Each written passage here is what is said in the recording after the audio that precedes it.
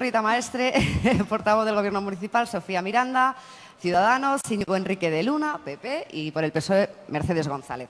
Le preguntaba si se molestaría si empezaba por él por ser el veterano. Me ha dicho que cree que lo es, con lo cual, con Íñigo Enrique de Luna empiezo preguntándole qué recuerdos tiene de infancia de la radio. Íñigo Enrique de Luna. Bueno, yo no me enfado por la edad que tengo, soy el mayor, ya he pasado los 50 y en fin, muy orgulloso.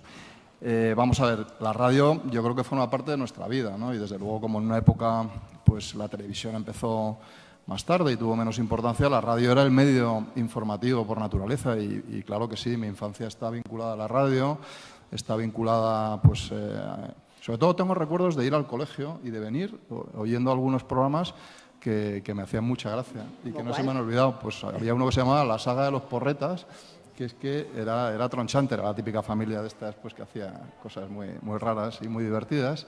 Y luego por la tarde había un programa también que era una cosa, ese ya me gustaba menos, pero que era el consultorio de Elena Francis, ¿no? Sí.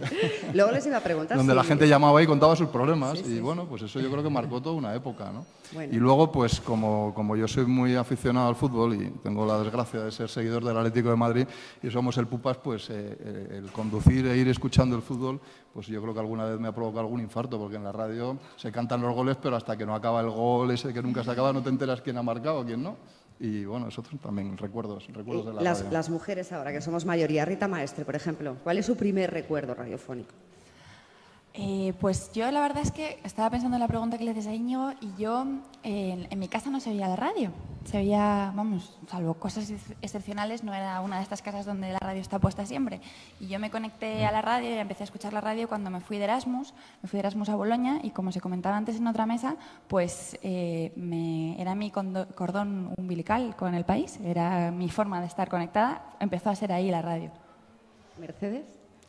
Pues debió de ser muy importante porque luego se convirtió en mi profesión. Entonces, Eres periodista, no sabía. Entonces, para mí es un regalo estar hoy Periodista aquí. radiofónica, además. Has hecho radio. He hecho de todo. Pero reconozco que con la radio tengo una vinculación muy especial, ¿no? De los 3 hijos, para mí, mi favorito es la radio sin ninguna duda. Y yo escucho la radio constantemente y está en mi... ¿Dónde escuchas la radio? Yo, en todas. En la ducha, lo primero que hago es cocinando, encender la radio. Yo tengo aparatos de radio en mi casa en todas las habitaciones, escucho la radio. Mi recuerdo, y nos llevamos una década de diferencia, de la saga de los porretas, mi madre escuchaba y lo tengo en la cocina ahí metido, ¿no? Eso de la década ha sido una puñalada trapera, ¿eh? Sofía Miranda, ¿dónde escucha la radio? Pues en mi casa no hubo televisión hasta que yo fui bastante mayor. Entonces, la forma de enterarnos o detrás de mis padres de las noticias era escuchar la radio. De hecho, recuerdo que mi madre nos levantaba a mi hermano y a mí para ir al colegio con las noticias de las 8. Entonces, hubo un periodo de tiempo en el que para mí la radio era una casi maldición, ¿no? Porque era la hora de levantarse en una mañana fría de Soria, de vestirse e irse al colegio, ¿no? Pero sí que es cierto que la radio, cuando nos invitaron a participar en las jornadas de hoy, Reflexionando, ha marcado mi vida, ¿no? En parte porque mi madre escuchó en un programa de radio que los niños que aprendían a tocar un instrumento musical eran mejores aprendiendo idiomas. Y como una de sus frustraciones era no poder hablar inglés, pues decidió que sus hijos iban a aprender un instrumento musical para aprender idiomas. Y bueno, eso me llevó a recorrer mucho mundo. ¿Ya funcionó o no? O sea, funcionó, es que funcionó. Sí, yo tengo entendido que hablas unas cuantas lenguas, ¿no? Sí. Bueno, voy a hacer un repaso al día radiofónico. Por ejemplo, empezamos por el hablar por hablar. ¿Habéis llamado a alguno, a Macarena Berlín, alguna noche, a contarle un problema o no? Yo no, pero lo he escuchado mucho, ¿eh? Sí. Sí.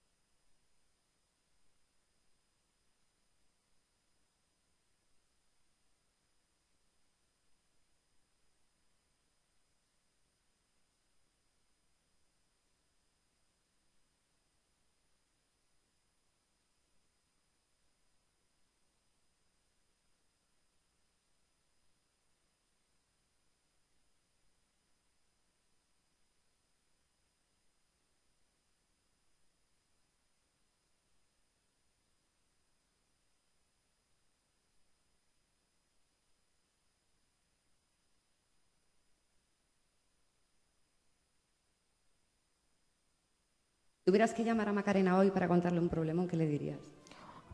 Sé que es un momento amable, pero yo hoy le diría que estoy muy enfadada con mi profesión por un titular del Español que ha usado una cosa absolutamente privada e íntima para dar a un concejal de este ayuntamiento que hoy más que nunca es mi compañero.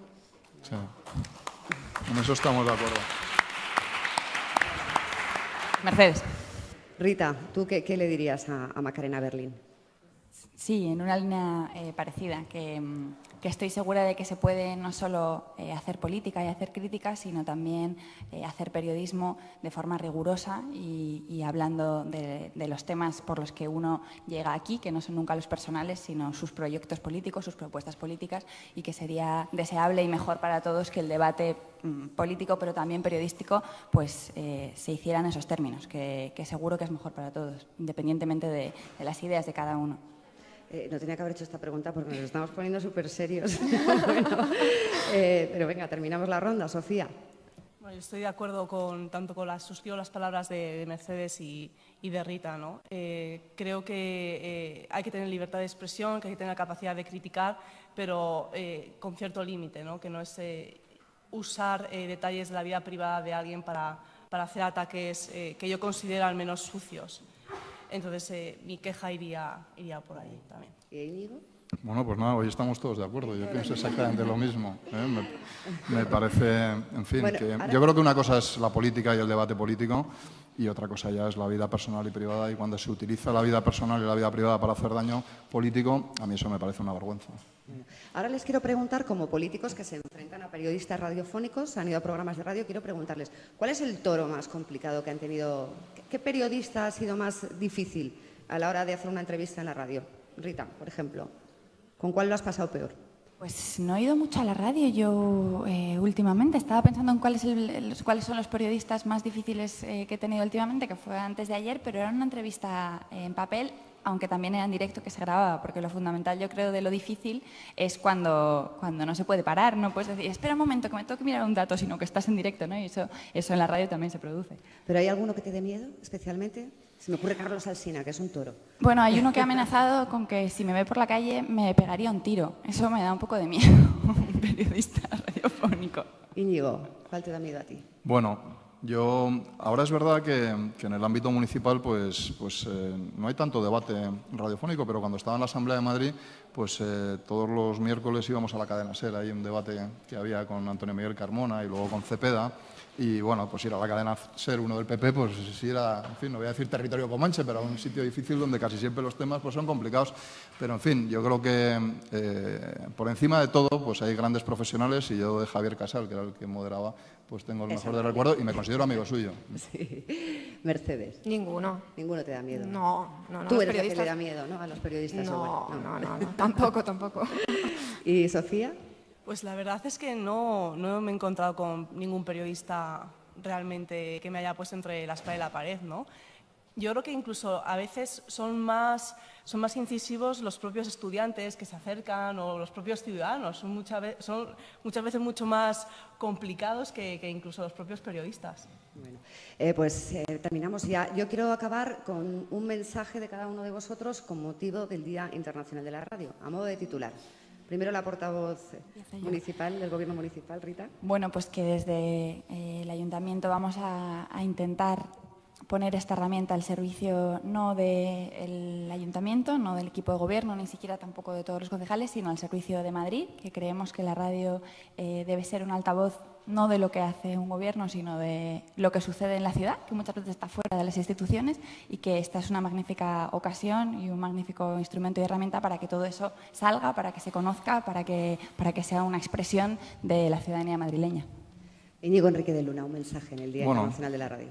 Yo creo que los medios públicos tienen que estar al servicio de la pluralidad y no de, en fin, pues la verdad única que en un momento determinado al gobierno de turno le interese trasladar, ¿no? Y en ese sentido, pues, aunque ya es cierto que bueno, pues se pueden hacer muchas críticas a muchos medios de comunicación públicos, de radio y televisión, yo lo que creo es que tienen que ser eso, reflejo de la pluralidad de los ciudadanos y tienen que informar y no adoctrinar. Mercedes González. Yo un mensaje reivindicativo, que se acaben los ERES y los recortes en las empresas de comunicación y en la radio que tanta gente buena se ha llevado, que hoy me tuiteaba con muchos, y que podamos recuperar esa radio que nos ha acompañado a lo largo de la vida. Severino Donate fue mi compañero. Yo me enteré del 11M por Severino Donate, ¿no? Yo me recuerdo desayunando en mi cocina. Esa noche del 81, la noche de los transistores se llamaba, ¿no? Del 11M estoy diciendo, ¿eh? Ah, bueno, perdona, no, yo en el 23F tenía perdona, 8 23F, años perdona, o se me ha ido. 7. Sí, perdona. Tengo recuerdos, ¿eh? Tengo recuerdos de mi madre planchando en el 23F Yo sí me acuerdo con tremendo del 23F. miedo, ¿no? Pero es que yo soy más mayor, claro, Mercedes, como ya recordaba. Pero en el 11M sí que recuerdo, Severino Donate hizo ese recorrido de la tragedia y el horror, con lo cual hay que luchar por los periodistas radiofónicos que nos cuentan la vida en directo. Sofía Miranda, cierras tú. Pues yo creo que la radio fue, es y será un gran instrumento de comunicación, ¿no? Y creo que ha servido no solo para comunicar noticias, no solo para emitir música, no solo para conocer el tráfico, sino también ha servido para salvar vidas. Y yo creo que ahí está su grandeza. Pues yo mi deseo y mi mensaje es que ojalá el año que viene podamos volver a juntarnos en el Día Mundial de la Radio. ¿Nos Ojalá. parece? Ojalá. Muchísimas supuesto. gracias a los cuatro por Muchas estar gracias a aquí con vosotros. nosotros.